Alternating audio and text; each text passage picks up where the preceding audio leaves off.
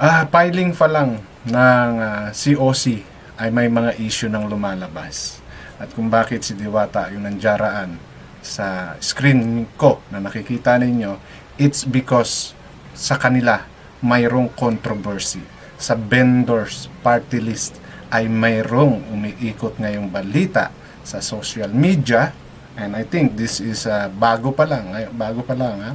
Dahil may nakita ako na mga video clips at mga vlogs na pertaining about this vendors party list at kung bakit pang-apat lang si Diwata doon sa mga kasamahan niya. So mayroong first, second, and third. And okay, ang medyo controversial dito is kung sino yung mga nasa unahan niya. Alright, so but bago po ako magpatuloy, welcome po sa aking channel na issue lang. Doon lang tayo sa issue, yung sa totoo lang tayo at kung ano yung nakikita natin, naririnig at napapakinggan. So, kung bago pa lang po kayo sa aking channel, please don't forget to like, share, and subscribe na rin po and pakihit ng notification para maging aware kayo sa aking mga upcoming content. Any suggestion, recommendation, or opinion, please leave it on our comment section. So okay, tayo po ay magbabalik dito sa ating topic regarding dito sa vendors party list ni Diwata at kung bakit siya ay pang-apat lamang. Pero isa siya ang nag-represent. Katulad ng sinasabi niya doon sa interview sa kanya noong nag-file siya ng candidacy nila sa party list, nagboluntaryo siyang magsalita. Alright? So, bakit? At paano siya makakaupo? Dahil according dito sa news na narinig ko at ipaparinig ko rin po sa inyo is makakaupo lamang siya if mayroong umayaw na todas or something happen doon sa first string na una sa kanya. Okay, for you to understand better, meron po akong video i-play at pakipakinggan nyo po at magbibigay po tayo na sarili nating opinion tungkol dyan sa issue ng kay Diwata na yan.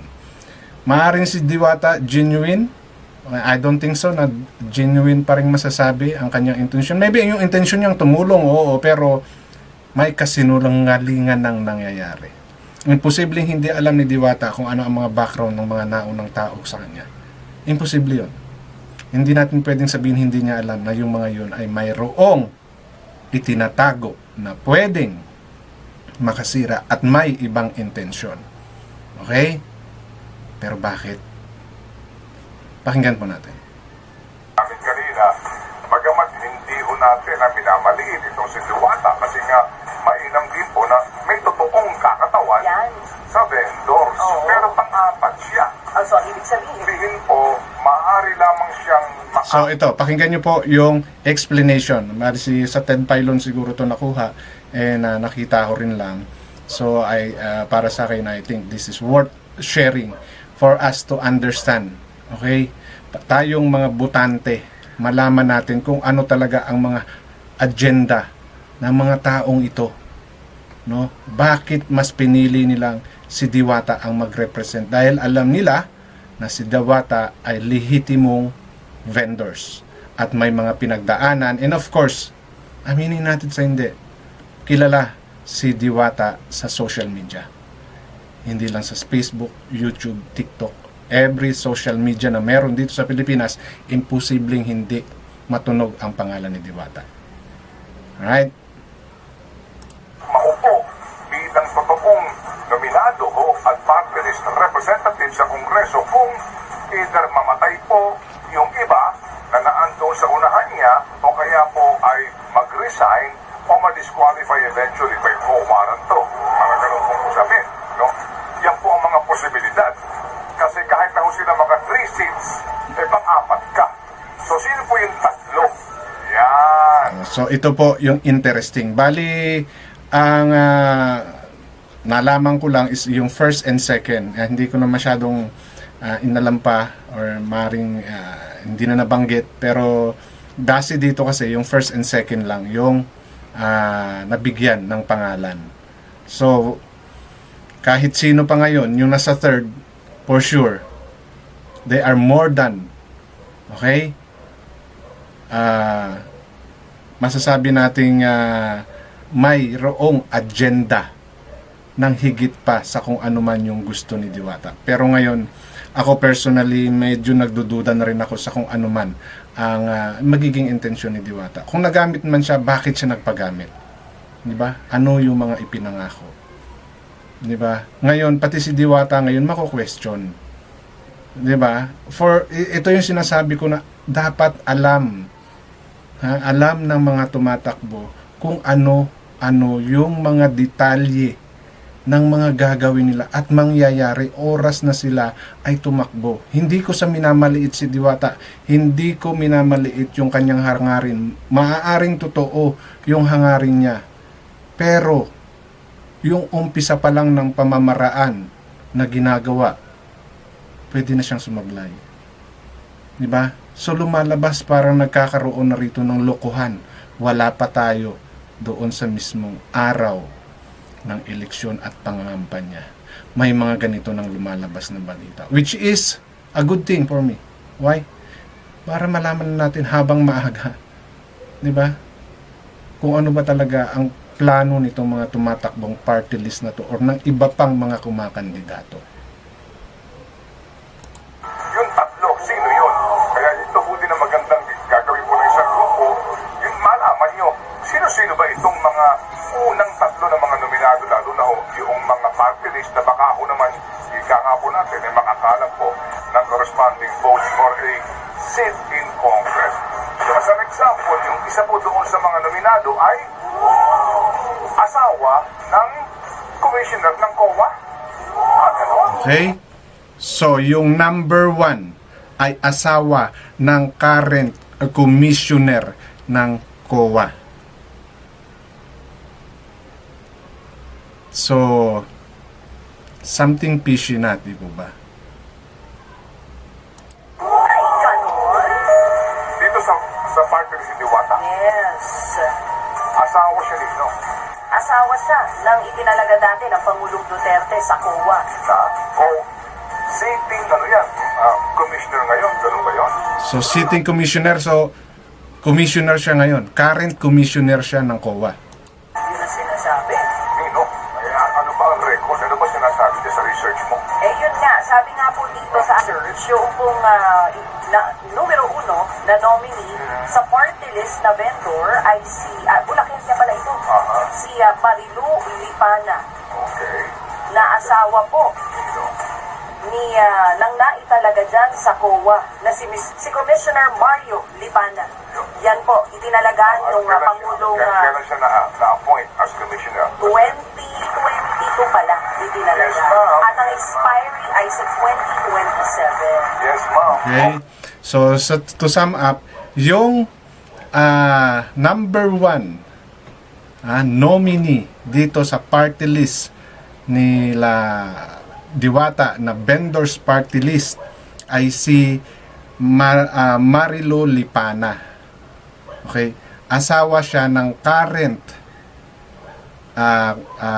COA commissioner na si Mario Lipana. Okay, ano yung implication nito, di ba? Ang nire-represent ninyo ay mga vendors. So, more or less, dapat, hindi naman sinasabi na dapat vendor din kayo or nagtitinda rin kayo or whatsoever din yung may maano kayo, di ba? Ang problema kasi rito, si Diwata, ang ginawa ninyong imahe na mag-represent sa grupo ninyo na may posibilidad pala na hindi siya makakuha ng seat dahil nandiyaraan kayong 1, 2, and 3. Di po ba? Sabihin na natin na malinis din ang inyong hangarin na matulungan yung mga vendors. Sabihin na natin. Pero bakit hindi kayo ang humaharap? Di ba? Bakit si Diwata? Di ba? Bakit kailangan si Diwata ang makita? Bakit si Diwata ang magsasalita para sa inyo? Na sa bandang huli, kayo mismo alam nyo kung sino ang magbibinipisyo. Nagkaroon ba ng pangakuan? Ano ba ang nangyari? Ituloy po natin yung kwento ni Ted Bailon at ni DJ Chacha. Yung kanyang term as COA Commissioner. Hindi ho naman natin kine-question yung kumbaga po, sabihin na po natin yung competence kung sakasakali man po, no? Ang atin lang nga po dito ay siya ang kakatawan sa mga vendors. Yes, so like what I'm saying, siya ang uupo, ang magbibigay ng boses para sa mga vendors. Hindi naman talaga si Diwata kasi tatlo sila na kailangang may matsugi or umayaw or umalis bago makaupo si Diwata. Sabi nga ni Ted, given na makakuha sila ng 3 seats, nasaan pa rin si Diwata? Nasa pangatlo pa rin si Diwata. So ginagamit lang si Diwata. Siya yung imahe na pinapakita ng party list, pero sa totoong buhay, may posibilidad na hindi siya makapasok. Hindi siya maging boses ng mga vendors. Ano ba yung pwedeng sabihin ni Diwata na hindi kayang sabihin nitong mga 1, 2, and 3? Diba? Hindi po yun yung punto. Ang punto po rito, ang image na pinapalabas ninyo is taong may experience, nakaranas, dumadanas, nagsimula sa mahirap bilang vendors.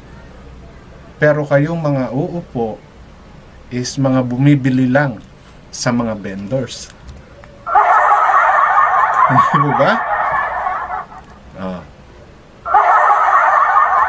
So yun. Opo, at ito pong si Diwata, totoong vendor. Pero sa sistema po ng ating party list system, sa eleksyon po ng party list, kung yung tatlo, kung makakuha ka ng maximum na 6%, no? Kasi nga 2% po ang bawat upuan dito, kung makakuha ka ng buo na 3 seats, kailangan muna may mawala doon sa tatlo. Di ba? Yan ang ating po sinasabi. Baka nga naman kako, ito ho ay bumibili sa vendor. So yun yung masakit na katotohanan sa nangyayaring ito. Di ba? Na parang nagagamit lang si Diwata. Na mukha lang siya, pero hindi talaga siya ang kakatawan pagdating sa allotted place para sa mga party list na mananalo. Katulad nga ng sinasabi ni Ted, kung makuha man nila yung 3 seats, nasaan pa rin si Diwata. At ang pangalawa na sinasabi ay itong si Florencio Pisigan, na according kay Google ay tumakbong pagka-vice mayor sa Talisay, Batangas noong 2022, and I'm not sure kung nanalo ba siya, kasi kung nanalo siya, he's not be running for party list. Okay, yun lang po yung nakuha kong information, but the details are just a basic information kung sino, which means politiko rin ito. Sad to say, wala pa, nagkakalokohan na. Grabe, di ba? Ganon katindi ang labanan ng politika sa Pilipinas. So sana kay Diwata, magsalita sana siya. Diba? Kasi for sure, affected siya rito. Maapektuhan siya. Maapektuhan siya sa mga ganitong balita na to. Lalo't kung may marinis ka talagang hangarin, Diwata, na makatulong sa mga vendors na katulad mo, na alam mo yung mga pinagdanas, dinanas, di ba? Dinanas, di ba? Bakit hindi mo nilinaw itong mga bagay na to? At bakit ka pumayag actually? Diba? Bakit ka pumayag? So nagagamit ka. Sa anong term mo pa pwedeng sabihin? Di ba? Ano pa ang pwede nating isipin? Di ba? Oo, nag-volunteer siya. Pero, di ba? Hindi mo nilinaw kung ano ang magiging papel mo oras na manalo ang party list ninyo. Hindi mo naisip na kung sakaling lumusot kayo, ang party list ninyo na vendors party list na yan, ang iniisip ng tao, ikaw ang magiging representante nila. Ang iniisip ng mga common vendors na yan, na pinagmamalasakitan mo, ikaw ang magre-represent sa kanila, ikaw ang magiging boses nila. Pero ano nangyari? Ngayon pa lang, nagkakalokohan na. Issue lang po tayo, no? Hindi po ito personalan. Kung ano lang po yung ating nakikitang balita na kailangang malaman ng ating mga manonood, lalo't eleksyon na, mag-e-eleksyon na, ilang kembot na lang, 2025 na, maiging malaman na natin, pag-usapan natin yung mga issue na pwedeng makatulong sa pagboto natin. So hanggang dito na lamang, maraming salamat.